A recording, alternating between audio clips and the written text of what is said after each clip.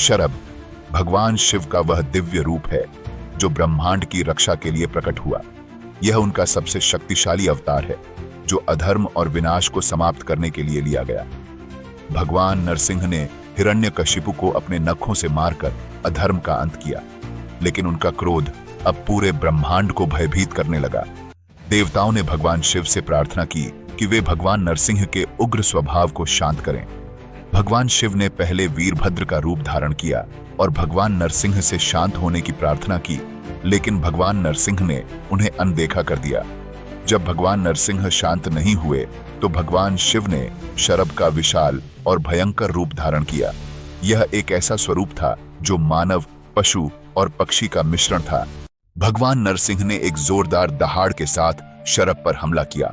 उनका प्रहार तेज और ताकतवर था, लेकिन शरभ ने अपनी फुर्ती से बचते हुए उनके जबड़े पर वार किया। यह प्रहार भगवान नरसिंह को पल भर के लिए लड़खड़ाने पर मजबूर कर गया। भगवान नरसिंह ने शरभ को कंधों से पकड़कर हवा में उठा लिया, लेकिन शरभ ने अपनी टांगों से भगवान नरसिंह को जकड़ते हुए उनकी पीठ पर लगातार वार किए। शरभ ने अपनी शक्ति का इस्तेमाल करते हुए खुद को छुड़ाया और भगवान नरसिंह को जमीन पर पटक दिया।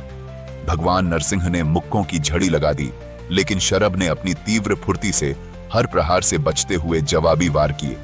धीरे धीरे भगवान नरसिंह की गति धीमी होने लगी। शरभ ने भगवान नरसिंह की थकावट का फायदा उठाते हुए प्रहार किया। उन्होंने एक घुमावदार लात भगवान नरसिंह के सीने पर मारी, जिससे वह पास के एक बड़े पत्थर से टकरा गए। भगवान नरसिंह उठने की कोशिश करते हुए लड़खड़ाए, जबकि शरभ पूरी दृढ़ता के साथ उनकी ओर बढ़े। शरभ हवा में उछलते हुए दोनों मुट्ठियों से उनकी पीठ पर जोरदार प्रहार किया। भगवान नरसिंह जमीन पर गिर पड़े और शरभ ने अपने नखों से उन्हें दबोच लिया। भगवान नरसिंह ने अंतिम बार गर्जना की और फिर पराजित होकर शांत हो गए। भगवान नरसिंह ने शरभ की स्तुति करते हुए क्षमा मांगी। यह स्तुति बाद में भगवान शरभेश्वर के 108 नामों के रूप में प्रसिद्ध हुई। भगवान शिव ने देवताओं से कहा, असुर का विनाश करने के लिए भगवान नरसिंह प्रकट हुए और उन्हें शांत करने के लिए मैंने शरभ का रूप लिया। समझ लो कि हम दोनों एक ही हैं। भगवान शिव ने भगवान विष्णु को उनके उग्र स्वभाव से बाहर आने में मदद की और उन्हें कोई क्षति नहीं पहुंचाई। भगवान नरसिंह ने भगवान शिव के प्रति सम्मान प्रकट करते हुए अपनी शेर की खाल उतारी और उसे शरभेश्वर मूर्ति को भेंट कर दी। हालांकि कुछ कथाओं में कहा गया है कि भगवान नरसिंह को शांत करने के बाद शरभ का अपना उग्र रूप एक चिंता का विषय बन गया। शरभ के उग्र रूप को शांत करने के लिए भगवान विष्णु ने गंडभेरुंड का रूप धारण किया। यह देवताओं के बीच ब्रह्मांडीय संतुलन बनाए रखने का प्रतीक था। इसके अतिरिक्त कुछ परंपराओं में देवी प्रत्यंगिरा को इस कथा से जोड़ा गया है। माना जाता है कि वह नरसिंह और शरभ दोनों को शांत करने के लिए प्रकट हुई थीं। देवी प्रत्यंगिरा ने भगवान नरसिंह और शरभ दोनों को शांत किया। शरभ, भगवान नरसिंह, गंडभेरुंड और देवी प्रत्यंगिरा की कथाएं ब्रह्मांडीय शक्तियों के संतुलन और देवताओं की परस्पर क्रियाओं का प्रतीक है। महाभारत में शरभ को 8 पैरों वाले शेर को हराने वाले जीव के रूप में दर्शाया गया है। यह उनकी असाधारण शक्ति और चपलता का प्रतीक है।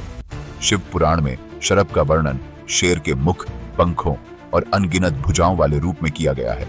प्रत्येक भुजा में शक्तिशाली हथियार है जो उनकी अनुपम शक्ति और दिव्यता को दर्शाते हैं। कल्कि पुराण के अनुसार भगवान शिव ने शरभ रूप धारण कर भगवान विष्णु के वराह अवतार और उनके पुत्रों का सामना किया। इस युद्ध में शरभ ने वराह अवतार को परास्त किया और ब्रह्मांडीय संतुलन बहाल किया। इसके बाद भगवान विष्णु ने इन दोनों शक्तियों को पुनः अपने में समाहित कर लिया। हिंदू धर्म ग्रंथों के अलावा शरभ भगवान शिव के अवतार के रूप में बौद्ध धर्म ग्रंथों में भी वर्णित है, जहां उन्हें एक करुणामय व्यक्तित्व के रूप में चित्रित किया गया है। शरभ अपने सभी रूपों में शक्ति, संरक्षण और ब्रह्मांडीय संतुलन बनाए रखने का प्रतीक है। उनकी कथा हमें धर्म और व्यवस्था की महत्ता सिखाती है। इस वीडियो को देखने के लिए धन्यवाद। मिलते हैं अगली बार। प्लीज लाइक करें, शेयर करें और सब्सक्राइब करें। जय हिंद, जय भारत।